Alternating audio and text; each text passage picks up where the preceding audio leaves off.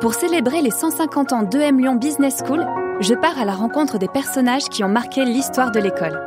Je les questionne surtout sur nos enjeux actuels et à venir. Ce soir, direction Lyon, en 1892. J'ai rendez-vous avec Pierre Pagnon, dit l'Express, pour parler d'employabilité et de la force du réseau EM Lyon Alumni. Bonne écoute.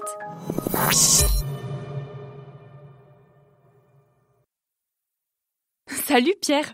Bonjour madame. Tu vas bien? Purée, t'as changé. Je vais très bien, merci madame. Et vous-même? Bah arrête. Je t'ai vu quand t'étais en première année à l'école, tu te souviens? Ça remonte à 20 ans maintenant, t'étais un tout jeune homme à l'époque. Alors, qu'est-ce que tu fais maintenant? Il paraît que tu te fais appeler l'Express. Ce surnom me colle à la peau. Eh bien, je suis marié depuis 12 ans, j'ai plusieurs enfants. Je suis collaborateur de la maison Chabrière-Morel. Je suis aussi président de l'association des anciens élèves de l'école supérieure de commerce et membre de son conseil d'administration. Je suis aussi membre de quelques œuvres sociales d'enseignement et de charité. Et tu as des nouvelles des autres? Tu sais ce qu'ils font maintenant? Bien sûr. Dès la première année, tu sais, l'école a produit d'excellents résultats. 13 diplômes ont été délivrés aux anciens élèves de l'école de Mulhouse. La plupart travaillent dans l'entreprise familiale. Il y en a un à Londres, chez un marchand de tulle et de dentelle dont le siège social est à Lyon, et un autre à Marseille, je crois, dans une maison de commission de soins de déchets de soie et de cocon. Ma promotion de 74, si tu te rappelles bien, était plus importante. 20 ont été diplômés et 3 ont obtenu un certificat d'études. Aujourd'hui, 9 travaillent dans l'entreprise familiale, 10 dans des entreprises en relation avec la soie, 2 sont dans le coton et 4 enfin sont agents de change. Les autres qui n'ont pas obtenu leur diplôme travaillent dans des domaines aussi variés que la droguerie ou la banque. Mais leur situation est tout à fait convenable. Notre association des anciens élèves s'en est assurée. Après tout, ils ont tout de même reçu l'enseignement commercial de notre école, et les sociétés dans lesquelles ils sont entrés savent que les diplômes étaient difficiles à obtenir, surtout dans les premières années. Je remarque que tu t'es inséré très rapidement sur le marché du travail, et les autres également. Nul doute que les étudiants de l'école sont de bons profils, qui doivent intéresser très fortement les fabricants lyonnais. D'ailleurs, c'est comme ça qu'on pourrait définir la valeur d'un diplôme, n'est-ce pas? L'employabilité. EM Lyon, en termes d'employabilité, est une des meilleures écoles françaises, du monde même, tout diplôme confondu. En France, elle apparaît 2e dans les classements et elle confirme chaque année sa place dans le top 40 à l'international. 85% des élèves trouvent un emploi avant même la fin du programme et 99% dans les 6 mois qui suivent le diplôme. Alors tu vois, l'employabilité, c'est notre marque de fabrique. C'est grâce à l'apprentissage, la qualité des cours, la reconnaissance de la marque, les ateliers outils d'employabilité, les événements et tout ce que l'école propose d'accompagnement tout au long de la carrière de ses étudiants. Mais je suppose que vous n'avez pas encore développé tout ça, vous. Tu saurais dire, toi, à peu près, la durée d'insertion ou des éléments comme ça? Pour nous, c'est encore un peu plus compliqué que ça. Il y a toujours un frein psychologique qui empêche la prise de conscience de la nécessité d'un tel enseignement de la part des industriels français. Encore aujourd'hui, d'ailleurs, 2 ans après la reconnaissance des écoles supérieures de commerce par l'État et l'élévation du niveau qui s'ensuit, la frilosité des notables reste saisissante. Comment ça se fait? C'est bien eux pourtant qui ont réclamé cette école. Ils l'ont même financée en grande partie et les programmes ont été créés sur mesure pour répondre à leurs besoins. Les notables qui ont fondé l'école, qui ont encouragé les jeunes à y entrer, sont les premiers à éviter de leur offrir une place dans leur maison de commerce ou dans leur comptoir. Dans ses débuts en particulier, l'école n'a pas reçu officiellement une seule offre d'emploi émanant d'une chambre ou d'un négociant. Les élèves ont dû, pour se débrouiller, compter sur eux seuls. Comment tu l'expliques? C'est de l'apathie, de l'indifférence, de l'hostilité? Peut-être que la formation n'est pas adaptée à la réalité du monde professionnel, après tout. Peut-être trop théorique au goût des industriels. On pourrait le comprendre, c'est un enseignement nouveau, et vous ignorez sans doute l'importance des stages ou des expériences à l'international. Pardon, un stage, c'est, disons, une période de perfectionnement, d'immersion en milieu professionnel. Et qu'il s'agisse de stage ou d'expérience à l'étranger, on parle de capacité d'adaptation. Tu sais que la capacité d'adaptation est l'une des soft skills les plus demandées par les entreprises? 84% des cadres considèrent que savoir s'adapter est l'une des compétences que leur culture d'entreprise met le plus en avant. Et la meilleure manière de travailler ces capacités d'adaptation est de se confronter à d'autres manières de voir. À mon époque, toutes les écoles et universités prévoient notamment des périodes d'immersion interculturelle. À EM Lyon, les étudiants partent 4 à 6 mois à l'étranger, dès leur première année. Ce peut être un stage, un semestre dans l'un des campus à l'international, ou même un échange chez l'une des 190 universités partenaires. Ces immersions vont permettre à chaque étudiant d'acquérir des compétences interculturelles au cours de sa scolarité. Elles seront des atouts précieux pour garantir leur employabilité. En plus, vous essayez de limiter le nombre d'étudiants étrangers dans vos promotions, c'est pas vrai? Eh bien, à mon époque, EM Lyon accueille chaque année 8900 étudiantes et étudiants de 121 nationalités. C'est aussi essentiel parce que ce sont les premières confrontations interculturelles qu'on a à l'école. Ces étudiants possèdent déjà des connaissances de ce qui se pratique à l'étranger et ils ont besoin, eux, d'être accompagnés et intégrés et pouvoir comprendre et analyser comment on fonctionne en France. Moi, je suis certain que ce ne sont ni le niveau des diplômes, ni les stages, ni les voyages à l'étranger qui nous font défaut et qui produisent une telle situation. Je le sais parce que les élèves qui sortent de nos écoles possèdent des qualités qui sont largement reconnues dans le monde des affaires. Ce que tu nommes stage, nous l'appelons, nous, volontariat. J'ai effectué le mien durant le cours de ma 2e année. J'ai choisi d'aller dans des filatures et moulinages de l'Ardèche, ce qui m'a permis d'établir des comparaisons entre les différents outillages adoptés en France et à l'étranger et de rédiger un rapport fort substantiel qui me valut les félicitations du conseil d'administration de l'école. Ensuite, la Chambre a mis en place dès la première année un système libéral de bourse afin d'accorder à nos meilleurs élèves une récompense de grande valeur et qui pourrait ajouter encore à leur instruction, celle de voyager à l'étranger justement. Je fus le premier à en bénéficier avec Paul Courtin, dont tu te rappelles aussi peut-être. Paul? Bah oui, bien sûr. Vous avez fini major de promo tous les deux? Vous êtes partis où? Oh, le premier était un voyage rapide d'1 mois à peine. En vérité, 8 camarades ont tenu à nous accompagner et, voyageant à nos frais, sous la direction de M. Roerig, professeur du cours de marchandises, nous avons visité Londres, puis les ports et les plus importantes villes industrielles de Belgique, de Hollande, et après avoir franchi le ballon d'Alsace, nous avons regagné Lyon. Et la 2e année, ceux d'entre nous qui se destinaient au commerce des soieries firent partie d'une caravane de 6 autres jeunes élèves qui, sous la direction de M. Saint-Cyr-Penaud, allèrent visiter les principaux établissements de filature, de moulinage et de lissage de la soie du Piémont, de la Lombardie et de la Suisse. C'était surtout l'occasion pour nous d'étudier les applications concrètes de l'enseignement que nous recevions et d'apprendre les spécificités de ces pays. Je veux dire, leur méthode d'organiser, de produire et de distribuer. Chacun, consciencieusement, a pris de nombreuses notes sur le commerce d'importation et d'exportation de chaque pays visité et, grâce aux bonnes indications de M. Roerig et de M. Penaud, nous avons chacun remis un rapport fort détaillé au directeur de la Chambre. Et puis, chaque année, nos élèves reçoivent des prix pour ces rapports. Le prix de la Société de géographie de Lyon, le prix de la Société d'économie politique, et j'en passe. Bon, effectivement, ce ne sont pas des manques de compétences concrètes ou interculturelles alors. J'ai présumé, autant pour moi. Il y a un peu de tout dans cette attitude de défiance des industriels qui, si elle persistait, éloignerait à tout jamais les jeunes gens de la carrière commerciale.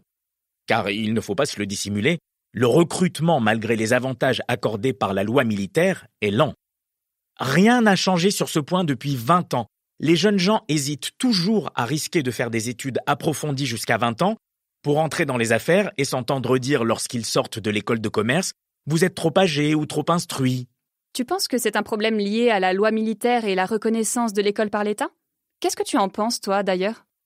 J'en pense que, grâce à cette loi, qui permet aux élèves qui le souhaitent de devancer l'appel, désormais, quand on verra entrer un élève à l'école de commerce, on n'entendra plus dire « Ah oui, il va à l'école de commerce pour échapper à 2 années de service militaire ».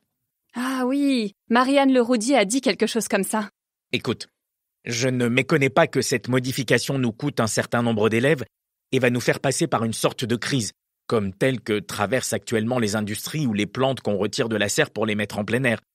Mais j'ai confiance qu'il en sortira du bien pour nous.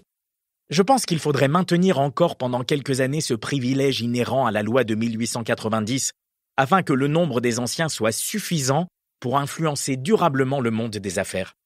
Ainsi, la cause des écoles de commerce serait définitivement gagnée.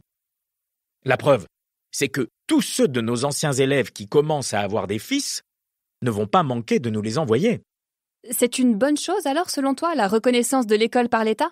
Parce que le directeur de l'école, M. Penaud, n'était pas vraiment convaincu. Je sais. Et le conseil d'administration de l'école pense de même. Et j'admets que M. Penaud a, d'autre part, maintenu très fermement le niveau élevé de notre enseignement, que nous serions d'ailleurs tentés de relever encore, parce que nous croyons que, dans un grand centre comme Lyon, il est indispensable de conserver un moyen de haute culture commerciale. Je comprends son point de vue, mais il faut comprendre qu'avec cette loi et la reconnaissance de l'État, l'école se trouve dans un tournant majeur de son histoire. Je crois, du point de vue du recrutement de l'école en tout cas, que l'évolution des admissions montre clairement que les années d'incertitude sont autrement plus préjudiciables que les années qui suivent l'entrée en vigueur d'une loi militaire. Regarde les tendances des effectifs et tu verras qu'à chaque rumeur concernant son application, le nombre de nos élèves va diminuant. Je le sais, parce que cette loi n'est pas la première qui est mise en application. Déjà en 1875, 3 ans seulement après l'ouverture de l'école, le recrutement des écoles supérieures de commerce était menacé par la fin d'une tolérance à leur égard. Pourtant, la loi de juillet 1872 sur le recrutement militaire avait admis les élèves de l'école centrale des arts et manufactures, des écoles nationales des arts et métiers, toutes sortes d'écoles nationales enfin, même du conservatoire de musique, à obtenir un sursis pour achever leurs études. Les élèves des écoles de commerce, même placés sous le patronage officiel des chambres de commerce, n'avaient pas obtenu cette faveur. De telle sorte que les élèves de ces dernières écoles étaient forcés en théorie, et faute de la faculté du sursis, ou de ne pas entreprendre des études qu'ils redouteraient de voir interrompues, ou d'y renoncer après les avoir commencées. En fait, jusqu'en 1875, l'autorité militaire a bien voulu, à titre de tolérance, accorder des sursis, mais cette possibilité a par la suite été retirée. Cette mesure inattendue ne tarda pas à produire les résultats qu'il était facile de prévoir. La rentrée de 75 des élèves aux écoles de commerce, du moins en ce qui concerne l'école lyonnaise, s'effectua d'une manière très défavorable.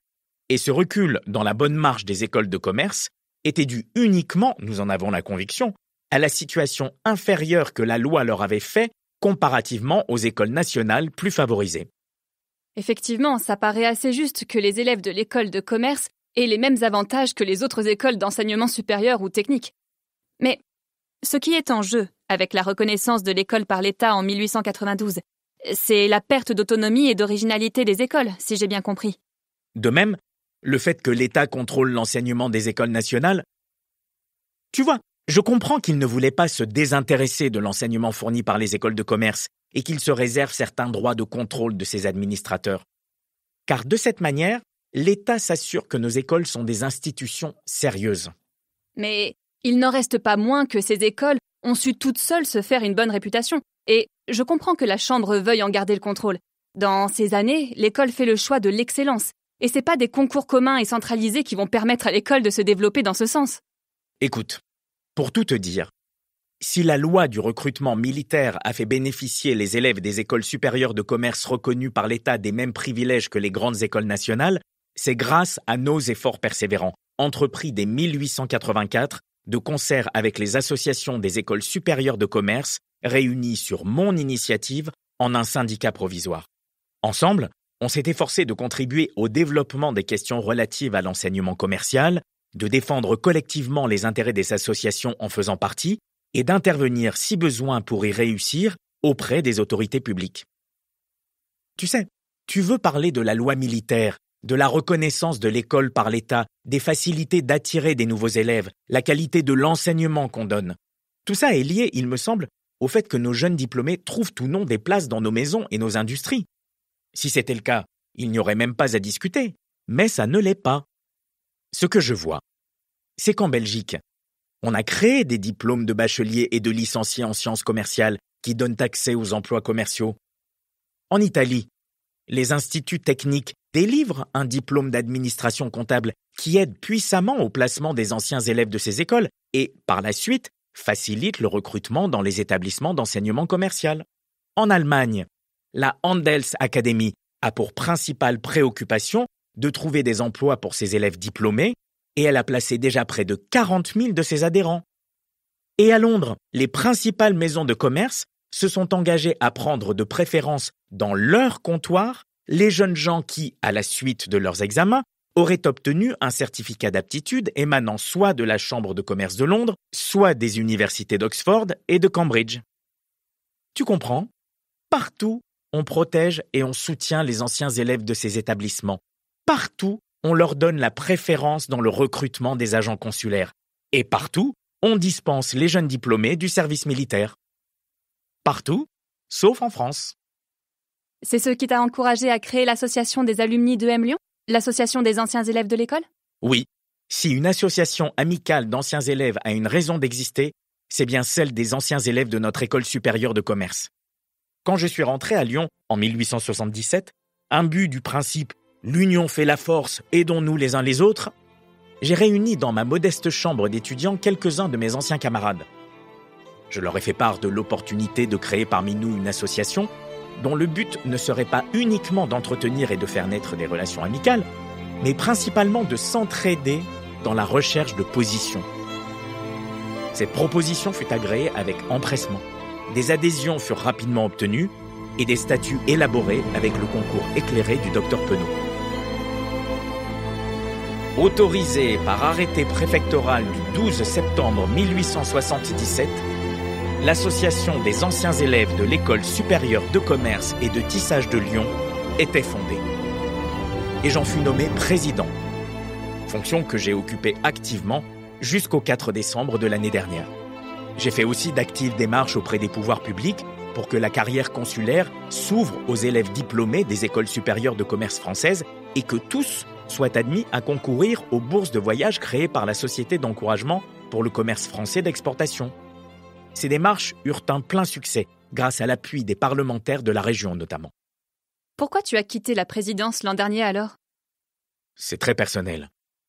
Nous voudrions, ma femme et moi, notre 3e enfant. Or, jusque-là, je dirais que ma vie fut double. L'une fut entièrement donnée à l'école, et l'autre fut pour ma famille. Désormais, mes devoirs de famille ont accru l'importance de mes occupations professionnelles à la maison Chabrière-Morel, où j'occupe une situation matérielle et surtout une situation morale de premier plan. Je continue néanmoins à faire partie du comité de l'association dont je suis le président d'honneur. Comment tu définirais le rôle des alumni, le rôle des anciens élèves ? Perfectionnement des méthodes d'enseignement et placement des anciens élèves.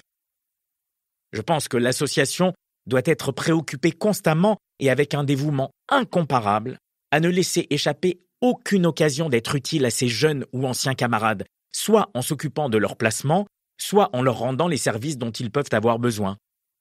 Par exemple, lorsque l'état financier de l'association l'a permis, nous avons créé des prêts d'honneur en faveur de ceux éprouvés par des revers de fortune. Bien sûr, tout le monde ne peut pas participer, mais pour ceux qui le peuvent, c'est un rendement moral immense. En 2020, après la mise en place des mesures strictes pour limiter la propagation du virus en France, entraînant la fermeture partielle des campus et le passage des cours en distanciel, l'école et sa fondation, dont je t'avais parlé il y a 20 ans, ont débloqué un fonds d'urgence exceptionnel pour venir en aide aux élèves qui pourraient être dans le besoin. Cet acte solidaire a pu être réalisé notamment grâce à l'appui du réseau EM Lyon Alumni et ses 35 700 diplômés répartis dans 130 pays. Après, je conçois qu'on ne soit pas sur les mêmes échelles entre ton époque et la mienne.